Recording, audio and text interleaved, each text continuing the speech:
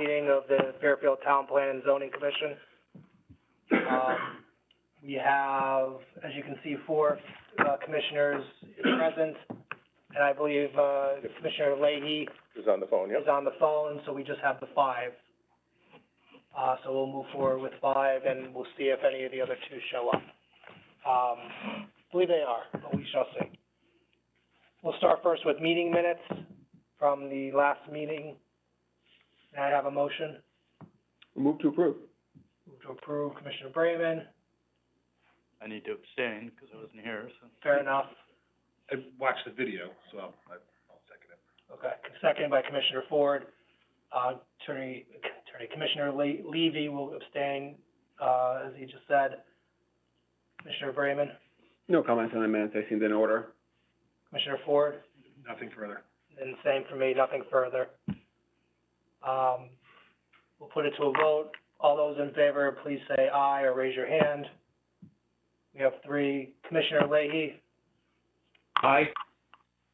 Aye. So 4 approve, 1 abstain. Motion passes. I'm gonna jump ahead to what's on old business, 15 Umpqua Road. I'll call what's in old business B and C together, just because that's the important topic that we've had this past, summer, and I think you'll understand why after I call. But application of 15 Umpqua Road LLC to amend section 12.3 of the zoning regulations in the center design business district, proposed new section 12.329, inclusionary multi-family residential use with a housing opportunity or workforce housing component, and 15 Umpqua Road zoning compliance application of 15 Umpqua Road LLC pertaining to the construction of a 63 residential building pursuant to section 830G of the Connecticut statutes. As you can see, we're light today on commissioners.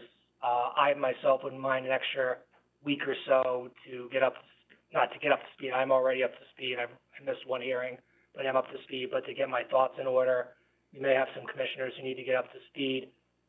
Considering it's such an important topic, many people, maybe not here, but remotely, maybe listening in, I would recommend to table this item to the next hearing, and just see if there's have a motion to that effect.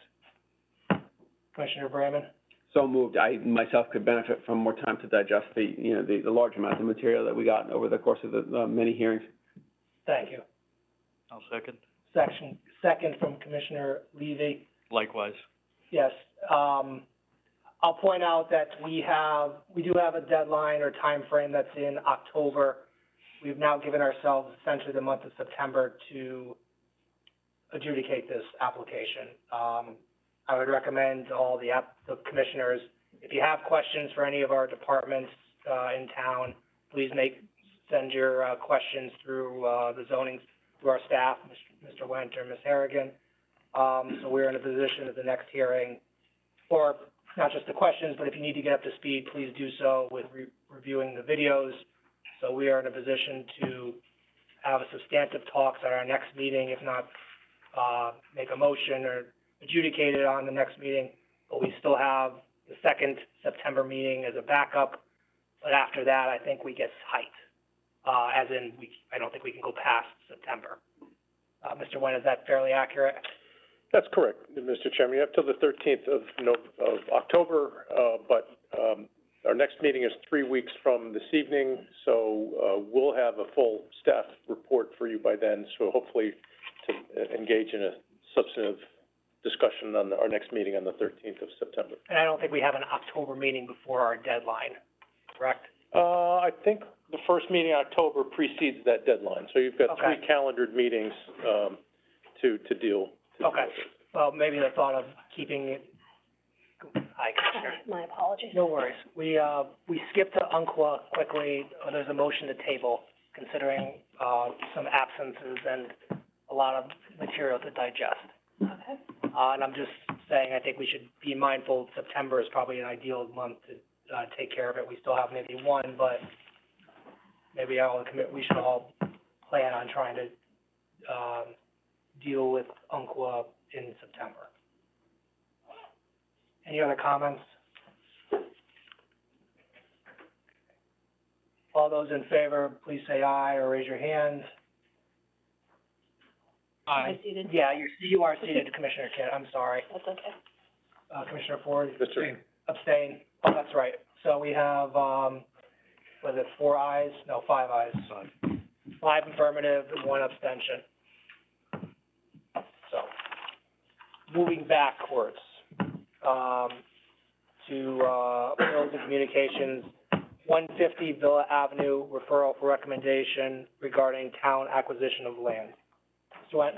Mr. Chairman, the town of Fairfield is seeking to acquire this property at 150 Villa Avenue as part of an overall strategy to help mitigate Rooster River flooding in the Rooster River watershed. This is a 3.8-acre site located on the northerly side of Villa Avenue, about 500 feet westerly of Brooklawn Avenue. The town does have a purchase agreement for this property for $400,000. The tax assessor's appraised value of the property at the last year is $418,000. In the documents that I provided to you, there was Malone and McBroom, a consulting firm, prepared a study for potential sites within the watershed to help. And this particular property was identified as a potential target. While it's not an ideal location for a large detention basin, there are some minor drainage system improvements that can be achieved on this site that might help alleviate local flooding in the Algonquin Road neighborhood. This parcel would also provide access to a Villa Avenue bridge culvert for any adjacent maintenance or replacement of that culvert. So for those are the chief reasons why the town is seeking the acquisition of this piece. This is part, in the fall of last year, the town bodies approved overall $3.25 million in ARPA funding for the Rooster River improvements, and this proposal is part of that funding pool. There's, based on that report in the incidents of flooding that have been in the last several years, there's broad community support for these improvements. Later on in the agenda, there is a proposal for subdivision of this property, but for now, this is a recommendation with respect to the town's acquisition. This is a referral. It's not an approval or denial. A positive recommendation to the Board of Selectmen means that the RTM can approve acquisition by a simple majority. A negative referral would mean that they would need a 2/3 majority to seal the deal. So they're looking for your recommendation and your planning capacity as to whether you believe this to be a good idea to pursue this acquisition. And subject to any questions, that's all I have at this point, Mr. Chairman. Thank you. May I have a motion? Commissioner Levy? Move to recommend, the purchase. Do I have a second? Second by Commissioner Ford. Commissioner Levy? Based upon what's been reported, it sounds like this is a prudent, acquisition and an appropriate use of town funds to, mitigate, flooding and, drainage problems in the area.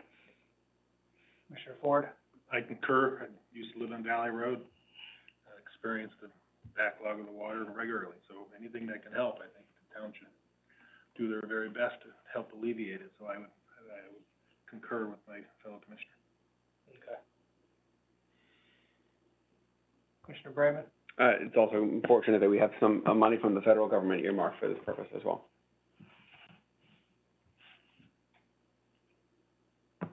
Thank you. Any other commission members have questions or comments, or can we put this to a vote? The motion on the table is a positive recommendation to purchase the property. All those in favor, please say aye or raise your hand. Aye. Aye. That's 6 in the affirmative. Motion passes unanimously. Next is a POCD update.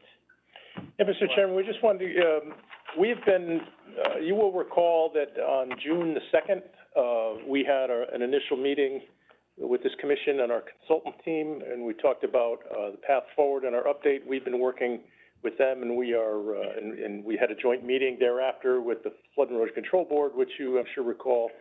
As part of that discussion in the June meeting, our consultants were recommending an online survey tool or virtual workshop, if you will, we just wanted to let you know that we've been working with them, and we're looking to roll that out in the first week of September. So there will be announcements and email blasts and in any venue that we can do. So we just wanted to give you notice that we were about to launch that. So we wanted to make sure you guys were aware that we were doing so before the actual launch. So if anybody has any questions about that, Emmeline and I are happy to answer that. But otherwise, when the email goes out, we'll ask you and others to use whatever social networks you might have to get the word out. Hopefully we get a robust participation. Thank you. Thank you for your work, yours and Ms. Harrigan, thank you. Any questions or comments? Okay. So moving on to old business, 190 Sherman Street, special permit application of Mackenzie Real Estate Corp. LLC, pertaining to a 24 by 7 foot, 2-story addition to an existing office in the Center Design District. Ms. Went. Okay, Mr. Chairman, this subject site is on the westerly side of Sherman Street and is presently improved by a 2-story office building, which is approximately 1,368 square feet in total area. The current proposal entails a 2-story addition across the rear of the building at a depth of just under 7 feet. There's an existing shed dormer on the rear that will also be removed and reconstructed as part of the renovation of this building. The result will be a new gross floor area of just over 1,600 feet, so it's approximately a 300 square feet overall increase. The Zoning Board of Appeals reviewed this earlier this year in June. There was a request to allow a 4.9-foot side yard setback in lieu of either 0 or 10. And because of the 7-foot depth of addition, there's a slight reduction in the ability to park, so they received relief to reduce the parking from 7 spaces to 5. So there'll be 5 total spaces on the site. And this particular owner, who's going to be the occupant of the building, anticipates that will be more than enough for their proposed occupancy. The consideration for a special permit are found in section 25.7.7 of your regulations, and is the development shown on the site and architectural plans of such character as to harmonize with the neighborhood, to accomplish a transition in character between areas of unlike character, to protect property values in the neighborhood, and preserve and enhance the appearance and beauty of the community, and avoid undue traffic congestion. And subject to any questions, that's all I have at this point, Mr. Chairman. Thank you, Mr. Went. May I have a motion on this item? Commissioner Braman? I move to approve this special permit. Thank you. Do I have a second? Second. Commissioner Kitt, second. Thank you. Commissioner Braman? The special permit that's being sought is for, what I would consider a modest, addition to the existing structure. It's for a purpose that's very consistent with the, the commercial uses on Sherman Street. It is aesthetically consistent with other structures, and is not going to, harm the, the aesthetics of the street. It is, harmonious also in terms of the transition between, commercial and residential uses nearby. It will not adversely affect property values, and it will not unduly cause undue traffic congestion. So I think we should approve this special permit. Thank you. Commissioner Kitt? Nothing really to add. I think it's an appropriate use, and I do not see any negative impacts on the neighborhood. Thank you. Any other members of the commission wish to comment? Very modest addition, as meets our seems to easily meet our special permit considerations. I don't see a reason to deny. So we put this to a vote. All those in favor, please say aye or raise your hand. Aye. Aye. Commissioner Lake? Aye. So 6 in the affirmative, passes unanimously. We have done UNCLA for old business, and that brings us to subdivision, 150 Villa Avenue, subdivision application of Benedict and Vanessa Sinuet for 3 lots in an A zone. Mr. Wentz. Okay, Mr. Chairman, this is the same property that we talked about earlier in the agenda with respect to the town's acquisition. The current owners are applying for a 3-lot subdivision for the subject site with the intention essentially to donate the parcels to the town upon approval. As we noted before, the purchase price is already set at $400,000, and whatever additional value that may accrue should this application be approved would be, from their perspective, considered a donation. So they're making this formal subdivision application largely for the benefit of a tax purposes for donation. But having said that, we need to look at this as a bona fide application. It's been fully engineered. The 3 lots meet all of the design standards of the Residence A zone. The minimum A zone standard lot area is 9,375 square feet. The proposed lots are 41,000, 24,000, and just under 18,000 square feet, respectively. The Conservation Commission has approved an inland wetland permit for this proposed subdivision. And inasmuch as there's no intention to develop these lots, we've been requested to seek the Commission's approval. It's discretionary on the Commission's part as to whether or not to hold a hearing. You're not required to, but you absolutely have the discretion to do so. The Conservation Commission approved their inland wetland permit last month without the benefit of a hearing. We do have engineering department comments, and those I would recommend, should you be inclined to vote on this application, is to make those conditions of approval that should this project go forward. That number 1, due to local high water table, the proposed home should not have basements. Number 2, the final subdivision map must show the final position of all sanitary and storm lines and their existing 15-foot wide easements. Number 3, house on lot 3 should be shifted to establish a greater distance from the existing storm pipe. Number 4, due to its age, the existing storm pipe, which bisects lots 2 and 3, should be replaced. Number 5, individual detention systems shall be moved further away from the foundations. Number 6, some final detention calculations must be submitted. 7, trench drains provided for driveways lots 2 and 3. And 8, that monuments or iron pins be provided on all the property corners.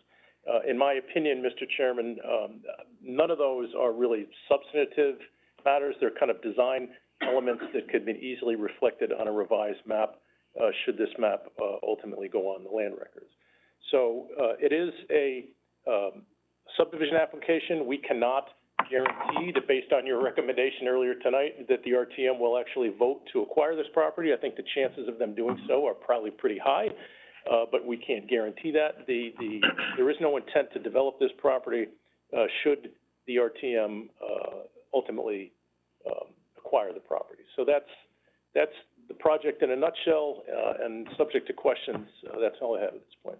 Thank you, Mr. Wendt. Why don't we get a motion on and we can discuss?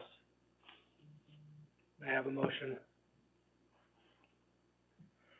Excuse me, Commissioner Kett. I move it to hearing. If you wish the hearing, you can move to hearing or move to approve Move to approve with the conditions set out by by staff. staff. Great, thank you. May I have a second? Commissioner Levy, second. Commissioner Kett, do you wish to start?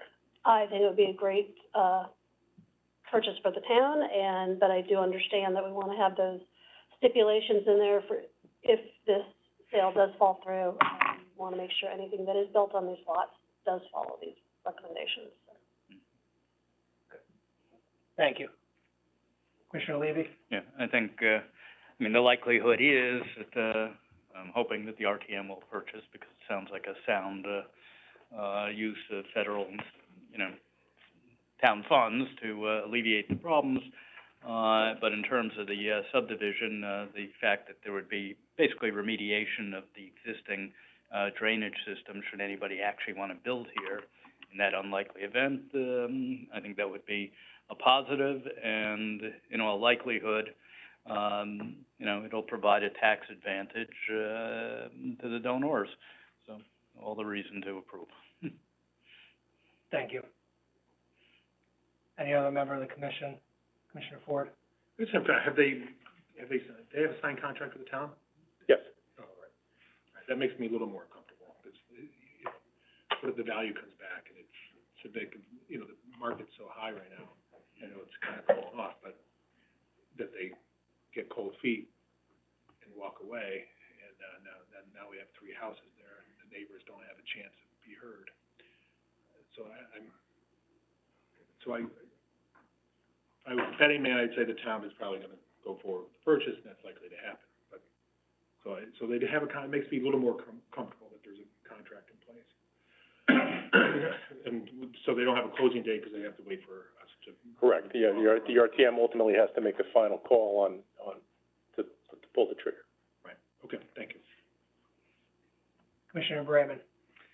Yeah, I agree with Commissioner Ford. I think that, you know, we have to look at this like any other subdivision. We have to assume that, you know, it would potentially be built and that 3 houses would be constructed here, as opposed to, you know, flood mitigation. But, all things considered, you know, it meets our, subdivision regulations.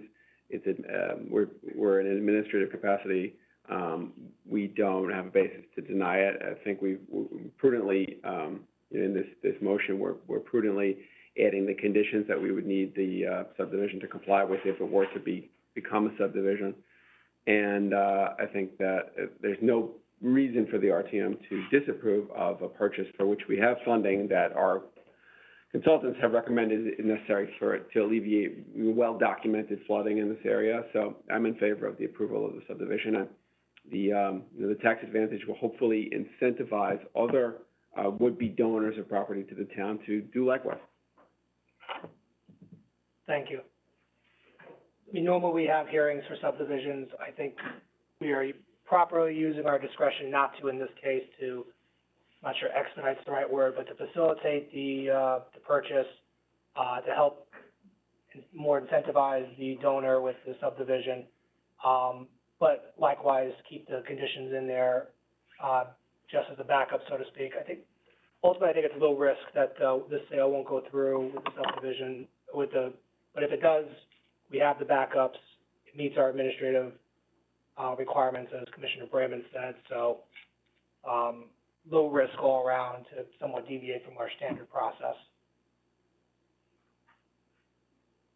Any other comments, or can we put this to a vote? All those in favor, please say aye or raise your hand. Aye. Aye.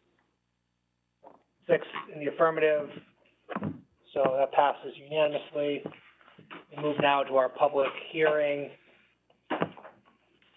723 South Pine Creek Road subdivision and coastal site plan application of Montauk Builders LLC for 2 lots in a B zone. And for any member of the public who is joining us remotely that wishes to speak on this item or any item, if you can please sign up in the chat. If you're not in a computer and you're using a phone, I will call for members of the public to be heard at the appropriate time. Good evening, Attorney Fallon. Good evening, Mr. Chairman, members of the commission. For the record, my name is John Fallon. I'm here representing the applicant tonight. With me is Mr. Dean Cardamus, principal of Montauk Builders, Mr. Bill Kenny, who is well known, I think, to the commission, and also joining us remotely is Mr. Jim Zumo of Land Surveying Services, who did the engineering on this particular project. 723 South Pine Creek Road is the property. It's located in the Residence B zone. It has gross acreage of 1.2 acres, more or less. The net lot sizes, as shown on the subdivision plan, after deduction of the property below elevation 4.7, are significantly less. So lot 5A has a net lot area for purposes of compliance with the zoning regulations of 10,682 square feet. The gross area of that lot is 21,787 square feet. Lot 5B has a net lot area of 10,419 square feet, a gross lot area of 26,026 square feet. Both of the lots, as proposed, are served by public sewer and water. There are 2 applications before you tonight. One is for the subdivision of this property.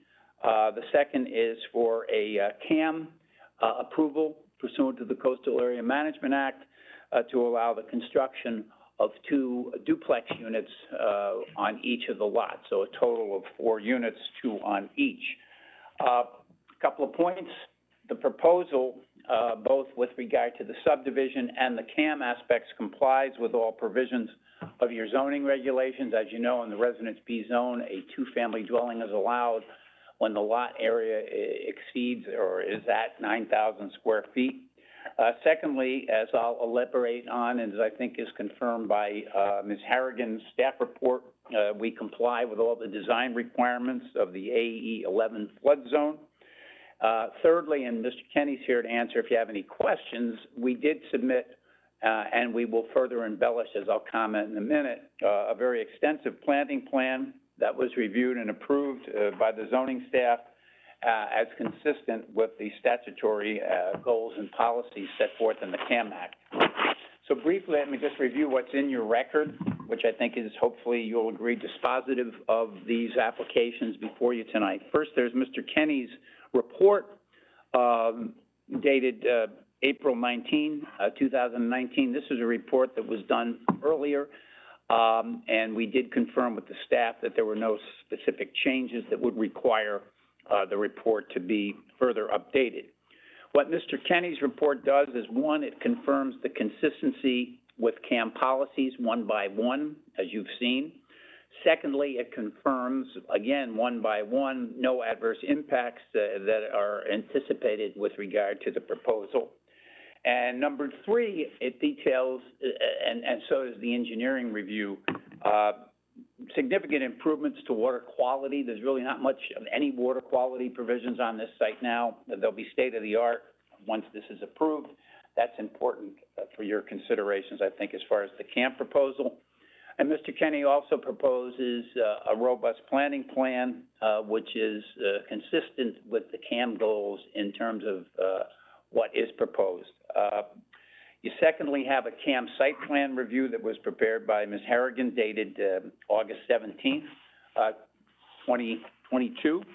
Again, she confirms, and that confirms that it complies with your zoning regulations and complies with the AE 11 flood zone design requirements. She also confirms that the DEP, Land and Water Resources Division, has reviewed this and has found that the proposal is not inconsistent with the Coastal Area Management Act. And you have that letter from the DEP of June 16th, 2022. Finally, her report confirms the consistency, again, on a one-by-one basis with the applicable coastal use policies as set forth in the statute. 2 points. Emmeline's staff report does request and suggest, as does the DEP, some further enhancement to the planting plan by way of what's referred to as a transition area of native plantings along the flag tidal wetlands line. The applicant has no objection to that. That should be made a condition of your approvals, and we will certainly submit a revised planting plan under Mr. Kenny's guidance that will satisfy that condition. Secondly, there are a few other recommended conditions of approval as found on page 2 of Ms. Harrigan's report. I won't read those to you, they're self-evident, but the record should indicate that the applicant, the owner, fully agrees to those conditions and that they should be made conditions of approval if you'd be good enough to approve this. So, in conclusion, and subject to answer any questions that you might have, I think the application from a subdivision standpoint, obviously a subdivision approval is administrative, and if it complies with the provisions of your zoning regulations, then that administrative approval is warranted. That is the case here. With regard to the CAM application, you have evidence in the record from both, as I've said, Mr. Kenny's report and your staff report from Ms. Harrigan that confirms that the proposal is consistent with the goals and policies of the CAM statute and that there are no adverse impacts anticipated to be associated with the approval of this application as it relates to coastal resources. So we'd be pleased to answer any questions that you might have. We would hope you would be good enough to approve these applications. and I did try to limit my remarks, avoid adjectives. I know Mr. Levy has a trial, so, but that's neither here nor there. Thank you. Thank you, Attorney Fallon. Thank you, Attorney Fallon. Any questions or, questions for the commission, from the commission, excuse me? Commissioner Brayman. Attorney Fallon, thanks for the presentation. Do you include in the conditions that the applicant would be, amenable to, or agree to, the recommendation of staff that, regrading be minimized by splitting the detention system and so Yes. forth? Okay. Absolutely. I want to make clear because the staff report breaks those out. There's a recommended, set of conditions, and then that's a separate paragraph. Yeah, that was my intention, but the answer is yes. Very good. Thank you. And, could you comment on the note of caution that the DEEP sounded in their letter, Yeah. recommending, approval as consistent with CAM, but also questioning, increase in density in a flood hazard area? Yeah, I mean, look, we live in perilous times, and all of us who are living through this summer and who are living through the impacts that are now so visible of global warming, are aware of that. And I think the DEP letter of June 16th references that.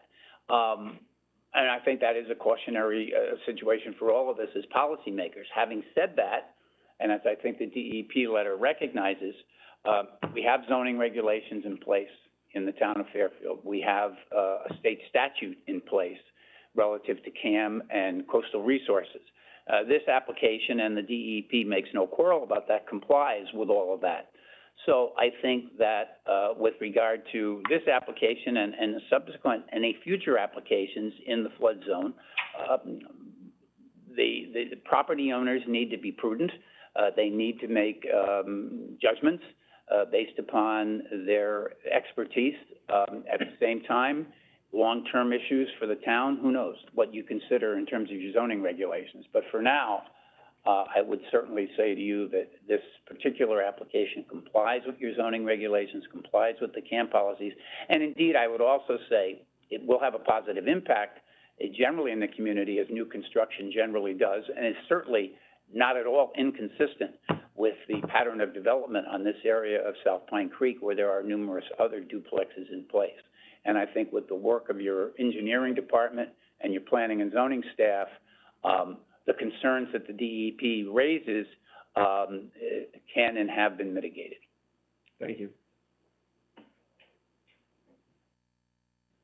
Any other member of the commission? Commissioner Kett. I just want to clarify that, the applicant is intending to, include the plantings in the marsh area and the transition area. Absolutely. Absolutely. We will submit a revised plan to that effect. Yes, because that's something both staff and DEP referenced.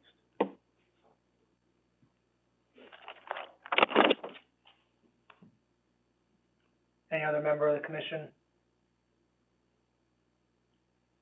Thank you. Attorney Fallon, anything further, or? No, pending any questions from the public? Okay. Thank you very much. So that ends the applicant's initial presentation. We'll open it up to public comments. And I'll ask in person, if anybody wishes to be heard in this room on, where are we? 723 South Pine Creek Road. Seeing nobody jump up. Does any member of the public wish to be heard that's participating remotely? If you are calling in, please press *6 on your phone to unmute yourself.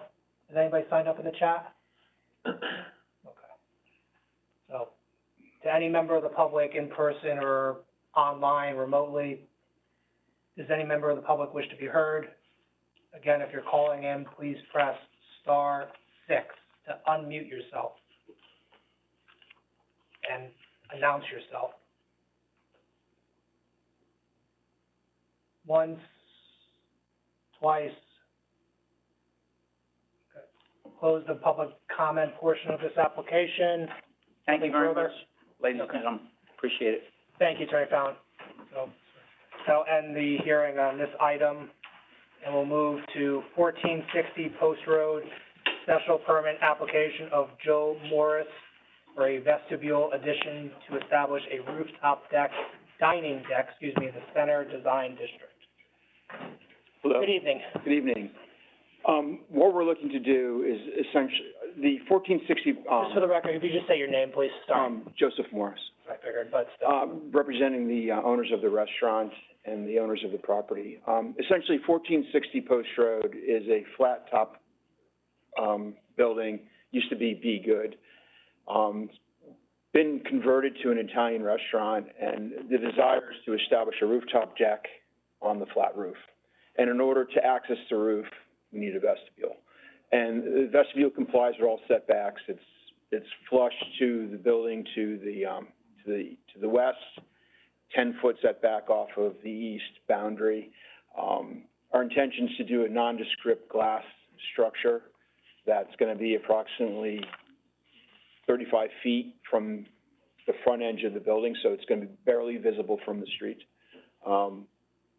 And the vestibule will have a staircase that's going to, you know, create the access to the roof, as well as storage, you know, a dumbwaiter, if we get approval from the building department, to facilitate the removal of dirty dishes and stuff down to the basement where the cleaning facility is. Relatively simple. The building's already been engineered for this type of thing. It's really just a matter of getting approval for the vestibule so we can hopefully move forward on this. What is your relationship to the property owner? I'm actually the general contractor. Okay, that's what I was.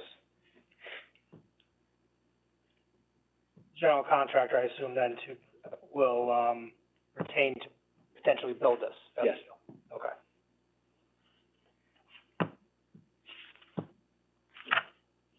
Were you able to, we got late, so I'm not surprised. Yeah, I saw the letter. Okay, so you just to see if you got a letter. Mr. Nguyen, in reading through it quickly, because I got through late, Attorney Green, he's not asking for continuance, it looks like, right? He is not. He's Okay. just recognizing he's got a conflict. Which is fine, I just, in case he was and I misread it or misunderstood, I just want to make sure about that. Okay.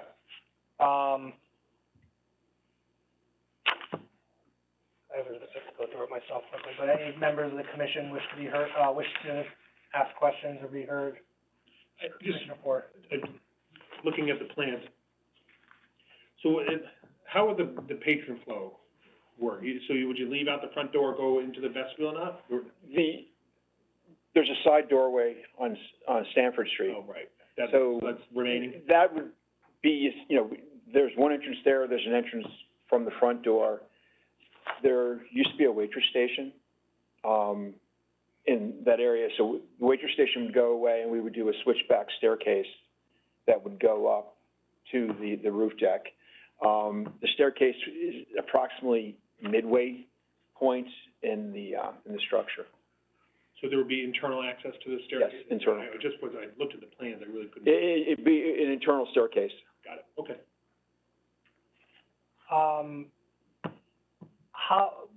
Let's put the vestibule, the rooftop aside. How many tables or chairs or tables are in the restaurant, or would be in the restaurant? Downstairs, or? Yes. Right now, there's seating for approximately 60, between 14 seats for the bar, and there's approximately 46 seats within the restaurant. Okay. And what do you expect the capacity on the rooftop to add? It's 475 square feet, so it would probably be somewhere in the 30 to 40 range. 30 to 40 seats. Aside from tables and seating, what else do you foresee being up there? The vestibule, some table and seating, and then probably like a temporary bar, waitress station. Okay. Everything would be serviced from the main restaurant, which would be on the floor below. Okay. But, the new vestibule would get to the rooftop, right? Yes. Okay, so the rooftop is already somewhat existing, and that's what you would use? It's an existing flat roof. We have to put sleepers and build a deck and a railing and all that stuff.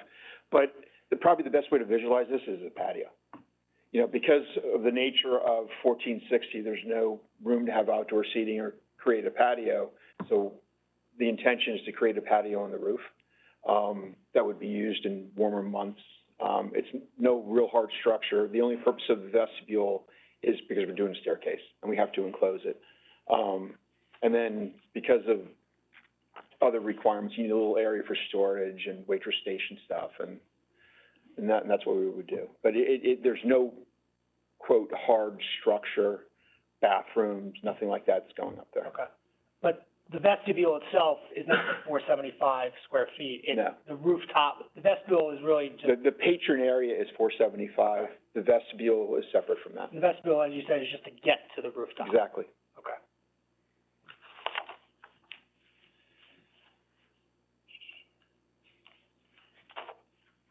One more. Go ahead, Commissioner Ford. I drove by on the way down here, I just briefly looked up, I think there's utilities up on the roof. There's two 10-ton HVAC units. One would be moved to the back of the building. Okay. And then what services that 10-ton unit, is providing, we would replace with split units downstairs. Just to clean up the roof. Maybe this is more for staff. Would this rooftop dining then just be joining our outdoor dining, stable, for lack of a better term?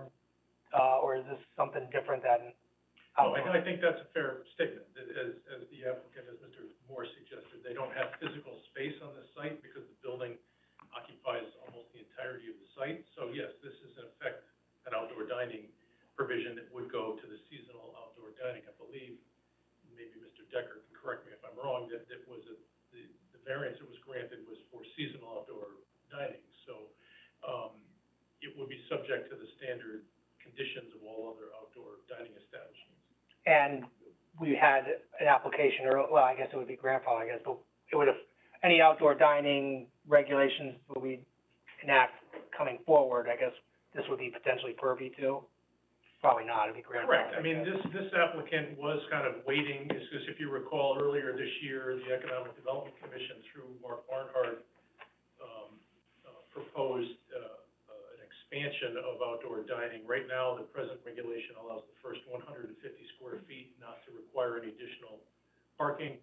Based on our COVID experience, the Economic Development Commission was suggesting that 150 square feet could be expanded to 475 square feet, and I think that is why this applicant chose 475 feet. As you know, the timing of that application was right on the cusp of the legislature extending the COVID protocol permits, so that item was not ultimately approved, but we expect that to be revisited sometime this fall. And again, this may be for staff, with respect to parking and Attorney Green's, comments that the parking wasn't done or calculated right. Do we need additional parking? My read on that is if you look at the variance, it does not correlate to the 475, but if you net out the first 150 square feet and the net is 325, then the numbers work. So I think, Attorney Green was not taking into account the, allowance for that first 150 square feet. And we can go through that later, but I wanted to at least have that addressed, because I wasn't sure about that myself. Yeah, and he notes there that, he has, on behalf of his client, he has taken an appeal of the ZBA variance, and the other issues he raises, I think, are largely with respect to prior occupancies of the building, not this particular occupancy.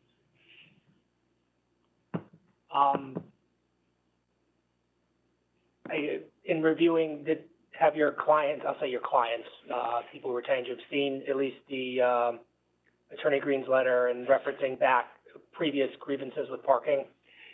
Absolutely. And, one thing that since my clients, you know, and the individuals working on like the renovation of the restaurant for the past few months, we've deliberately not parked in the back parking lot. Just because we don't want to ruffle feathers, we understand the sensitivity of the subject, so we've parked on the street, we've parked in other areas that we were, quote, allowed to park. So there hasn't been any instances kind of under our occupancy of the space.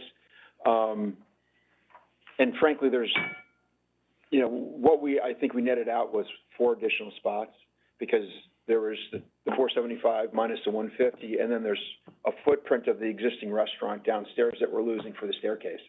So the net was 150 or 140 or something like that. So, you know, we're very sensitive to the parking issue, but there's also another thing to note. There's no signage in that parking lot precluding anybody from parking there. So, I mean, I've been there for the past several months. There's a lot of people that are doing things on the post road in that area that park in that parking lot because it appears to be open to the public. So, I mean, if it's something that they want to preclude others from parking, there probably should be some signage there. Okay. But I can assure you, nobody from like my side of the house has even remotely come close to parking there. And your clients though haven't started the operations yet? For the base restaurant, that we're close to getting, you know, finalizing the permits and COs and things like that, but we obviously haven't done anything on the roof yet. Oh, yeah. Okay.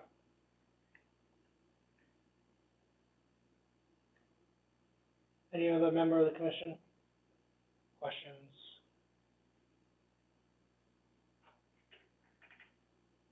Anything further, Mr. Morris? Nope. Okay. So that'll end at least the applicant's initial presentation, and we'll open it up to public comments. Start with in the room. Does any one person wish to be heard on this, item? Moving to remote, does anybody online wish to be heard on this item? I don't see anybody in chat, Ms. Harrigan. Okay. If you are calling in and wish to be heard on 1460 Post Road, if you can please hit *6 to unmute yourself, or if you're on a computer, unmute yourself to announce yourself. Any member of the public wish to be heard? Going once, twice. Okay. Close the public comment portion of this application. Anything further? I guess what happens next? Well, if normally you'd have rebuttal if there was any public comments, or if anything else has come up, that jumps to your mind. We'll close the public hearing this evening, and then at our next scheduled meeting, it'll show up as old business for us to vote on, which is September 13th. So. Okay, thank you. Nothing further? Well, thank you very much. Okay, so we'll close the hearing of 1460 Post Road, and I think that's the last item. So, we can close the hearing, the meeting for tonight. Good evening. Have a good evening, Mr. Morris. Thank you, everyone. Thank you. That was good. Yep. Back to your office. Go back to the Go to work. I thought I was going off to college tomorrow.